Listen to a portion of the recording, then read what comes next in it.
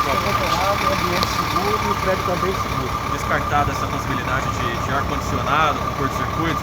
Pela dinâmica do fogo que a equipe observou, pode ter sido um curto-circuito do aparelho televisor que se propagou para o ar-condicionado. Geralmente é o contrário.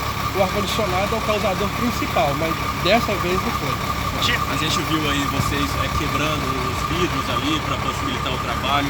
Por que esse procedimento?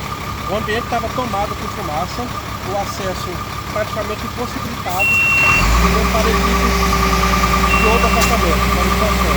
Nós promovemos a quebra dos vidros para ventilar o ambiente, proporcionar a ventilação que nós chamamos de ventilação tática, para dissipar com maior intensidade e velocidade a fumaça no local. Quando a gente viu aqui as equipes mobilizando a escada para chegar até o 19º andar, porque supostamente uma pessoa estaria presa lá, como é que foi essa situação?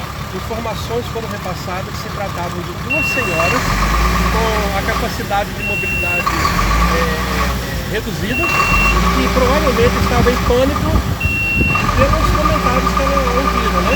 Então foi uma equipe adulta até o local, tranquilizou as mesmas e se encontra nos seus devidos apartamentos. Nenhum ferido? Graças a Deus, nenhum ferido. Agora o trabalho, como continua esse trabalho agora? O Corpo de Bombeiros continua atuando na área, monitorando aí para evitar novos danos? O Corpo de Bombeiros vai retornar ao local, entendeu?